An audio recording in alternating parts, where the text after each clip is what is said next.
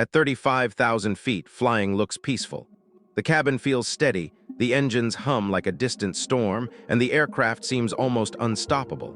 To passengers, it feels like nothing can go wrong. But aviation has a hidden truth. A normal flight can turn into an emergency faster than a human brain can fully understand what's happening. Not because the airplane suddenly falls apart, not because the pilot forgets how to fly, but because the most dangerous part of any emergency is the first few seconds. A warning chime sounds.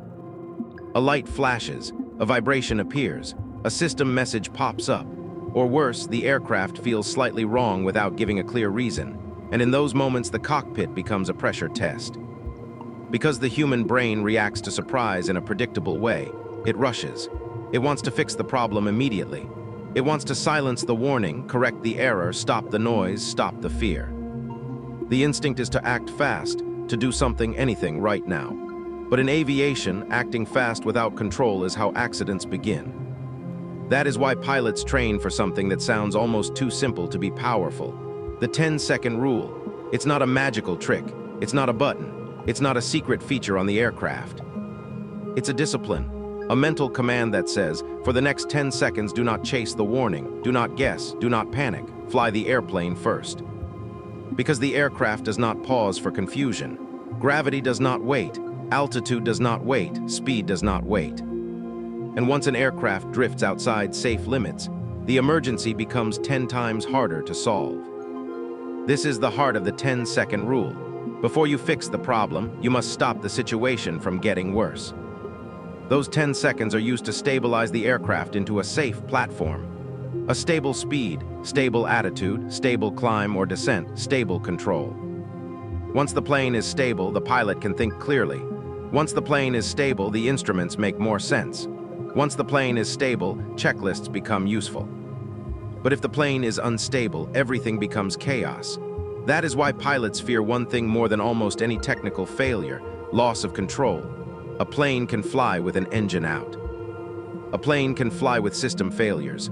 A plane can fly with damage. But a plane cannot survive if it stops being flown correctly. And many aviation disasters did not happen because the aircraft was impossible to fly. They happened because the first moments were handled in the wrong order. Instead of flying first, the crew chased the problem. Instead of stabilizing, they reacted. Instead of controlling the aircraft, they fought the warning.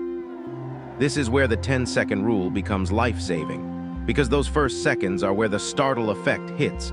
The startle effect is a sudden shock response when something unexpected happens. It's the split-second moment where your brain freezes, even if you're trained.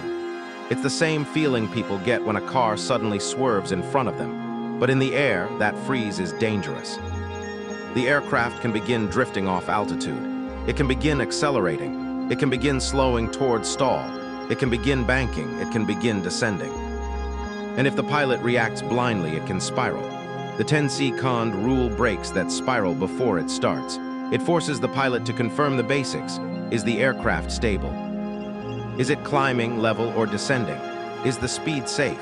Is the power reasonable? Because once those basics are under control, the emergency becomes manageable. It becomes a puzzle instead of a panic attack. And that is the difference between survival and disaster in aviation. Not the size of the failure, but the quality of the first response. The 10-second rule is the pause that saves the flight. It's the moment where a pilot chooses control over chaos. And once you understand this rule, you realize something powerful. In aviation, hero moments aren't loud. They're quiet. They're small decisions made under pressure. Decisions that keep the aircraft stable when everything else is trying to pull it apart. In the next part, you'll see why the human brain is the biggest risk in the cockpit, and how even experienced pilots can lose control in seconds if they ignore the 10-second rule. The most terrifying aviation emergencies don't always begin with fire or explosions. Sometimes they begin with confusion, a strange reading on the airspeed, a sudden autopilot disconnect, a warning that doesn't match what the aircraft feels like, a vibration that appears and disappears, and in that moment the cockpit becomes a psychological trap. Because humans are not built for instant crisis logic, when something unexpected happens, the body reacts automatically. Stress hormones hit fast, the heart rate rises, breathing changes. Focus narrows. The brain starts searching for the quickest way to make the danger stop. That is the startle effect. It doesn't matter how skilled someone is, it can hit anyone. And it creates the most dangerous type of mistake, rushing into the wrong action. In aviation, speed is not always safety. Accuracy is safety. A pilot can do 10 actions in 10 seconds and still lose the aircraft if those actions are wrong. That's why the 10-second rule exists. It forces the pilot to slow down mentally and regain control before making changes. Because one of the most common killers in aviation emergencies is chasing the instruments. If an instrument shows something extreme, the pilot reacts instantly. Airspeed reads too low, the pilot pulls the nose up. Airspeed reads too high, the pilot reduces power. Altitude drops, the pilot pitches up aggressively. But what if the instrument is wrong? Then every correction becomes a mistake.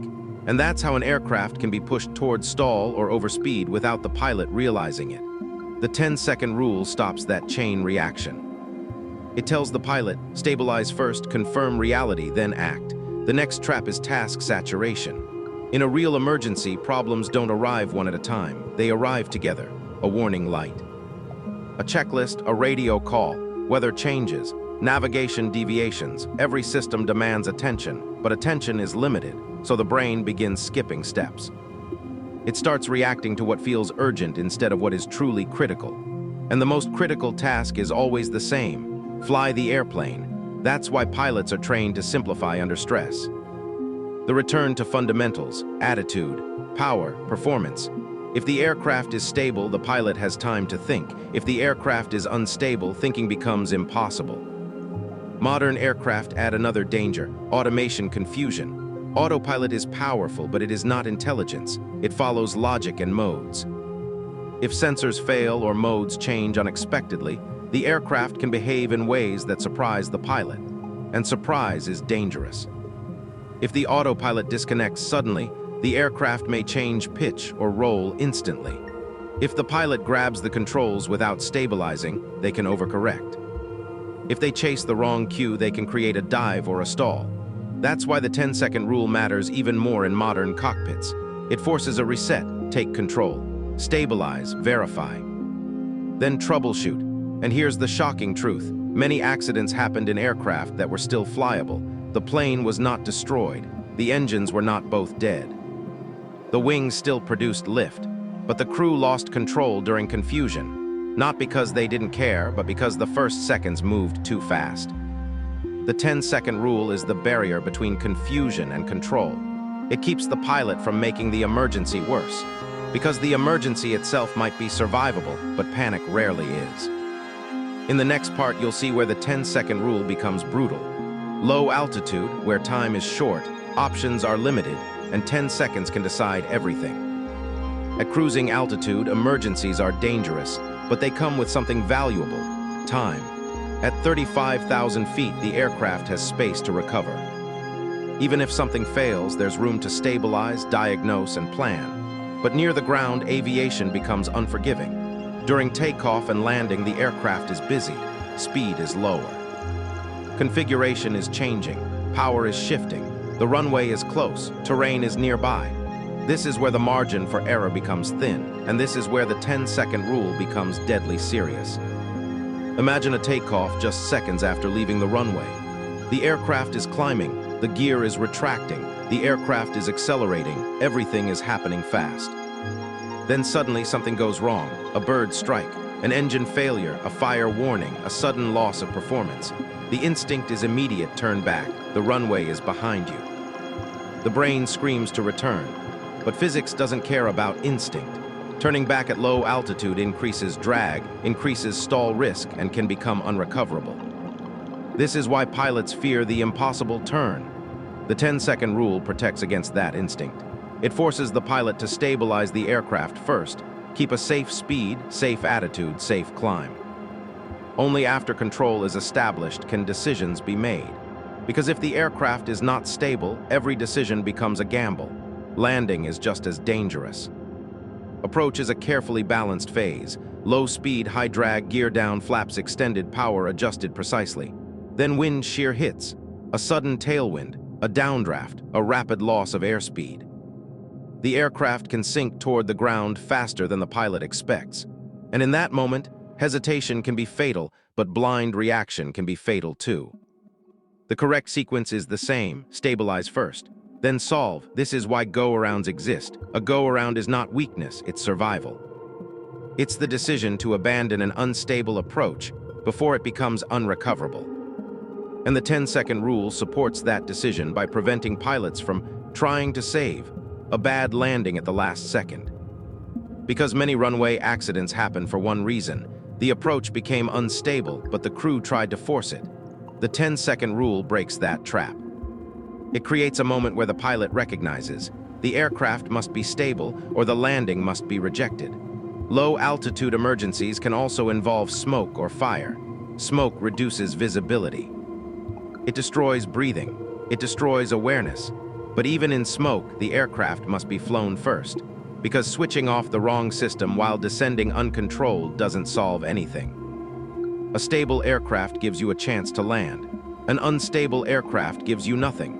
That is why the 10-second rule is so powerful near the ground. It doesn't guarantee success, but it prevents the worst outcome: losing control. Because near the ground, control is the only currency that matters. In the next part, you'll learn the real reason this rule saves flights, and how it turns chaos into a survivable plan in aviation. The most valuable resource is not fuel. It's not speed. It's not even altitude. It's time. Time to understand what is happening. Time to confirm what is real. Time to choose the correct action. And the 10-second rule is designed to create time when the emergency is trying to steal it. Because emergencies do one thing extremely well: they force urgency. Alarms sound like the aircraft is about to explode. Warnings flash like the situation is already lost. The cockpit fills with noise and pressure. But the truth is, many emergencies are survivable if the aircraft remains stable. That is why pilots treat control as the first priority. Control creates time, and time creates options. Options like diverting to the nearest airport. Options like climbing to a safer altitude. Options like troubleshooting correctly. Options like preparing the cabin. Options like landing safely. Without stability, none of those options exist. Aviation safety is built on a simple hierarchy. First, fly the airplane. Second, navigate. Third, communicate. That hierarchy is not about being calm for the sake of calm. It's about protecting the aircraft from drifting into an unrecoverable state. Because the most unforgiving emergencies are the ones that remove control. A stall close to the ground, an overspeed dive, a steep bank with low airspeed, a loss of situational awareness in weather. These are emergencies that can end the flight in seconds. So the 10-second rule acts like a firewall. It prevents the pilot from touching 10 switches in panic. It prevents chasing the wrong warning. It prevents reacting to faulty data. It prevents rushing into the wrong decision. Instead, it forces the pilot to build a stable platform. A stable platform means the aircraft is predictable. And predictability is power.